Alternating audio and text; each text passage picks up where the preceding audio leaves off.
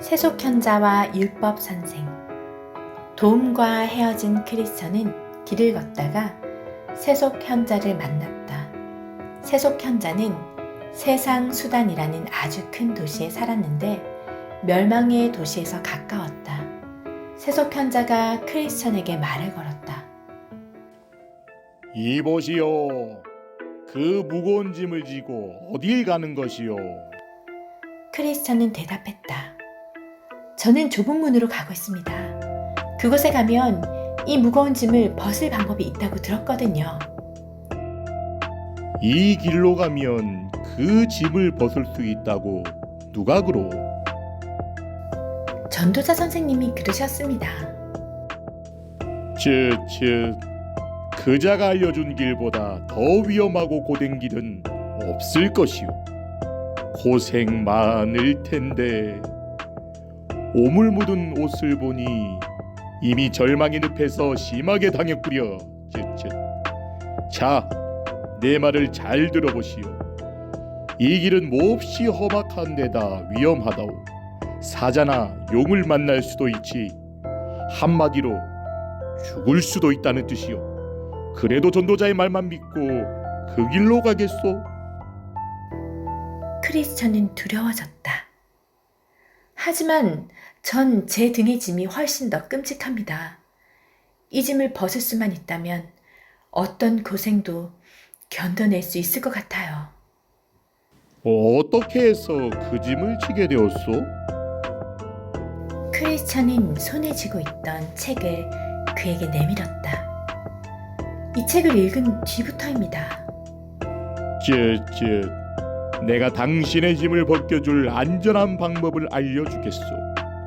신의 산 너머에 도덕이라는 마을이 있는데 거기에 현명한 율법 선생이 살고 있어. 당신처럼 무거운 짐을 지고 가는 사람에게 도움을 많이 주었다오. 그가 없다면 그의 아들인 예의를 만나보시오. 어서 가서 도움을 받아보시오. 크리스천은 세속현자의 말을 따르기로 결심했다. 짐을 벗겨줄 방법이 있다는 말에 솔깃했던 것이다. 크리스천이 산 가까이 가서 보니 가파른 절벽이 당장이라도 머리 위로 쏟아질 것처럼 위태로워 보였다. 산은 생각보다 훨씬 높고 험했다. 크리스천의 온몸이 땀으로 흠뻑 젖었다. 불안감이 엄습했지만 율법 선생 집이 산 너머 있다니 포기할 수도 없었다. 설상가상으로 길에서 벗어난 뒤로 짐이 더 무겁게 느껴졌다.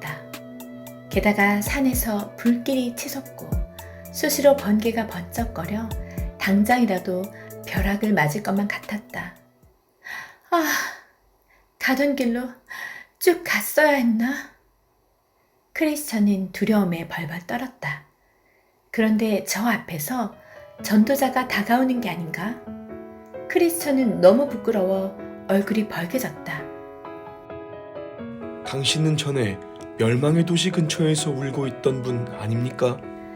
네, 맞습니다.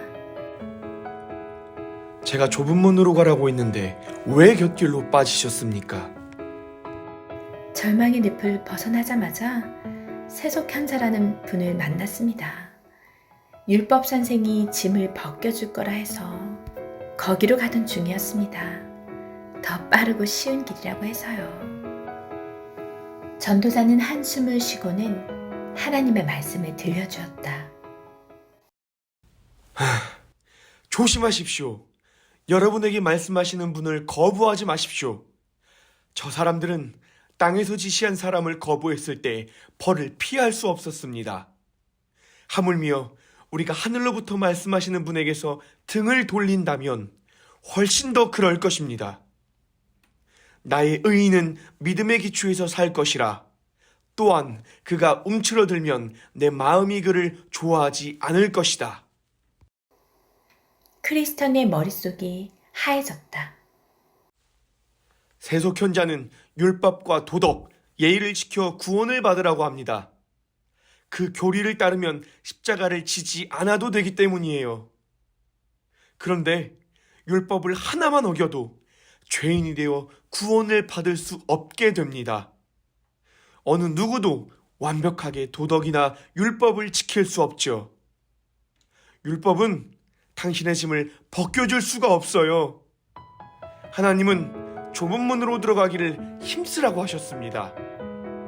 생명으로 인도하는 문은 좁고 길이 비좁아 그것을 찾는 사람이 적습니다. 크리스천은 슬퍼하며 큰 소리로 울었다. 왜 바보같이 속았을까 하며 후회했다.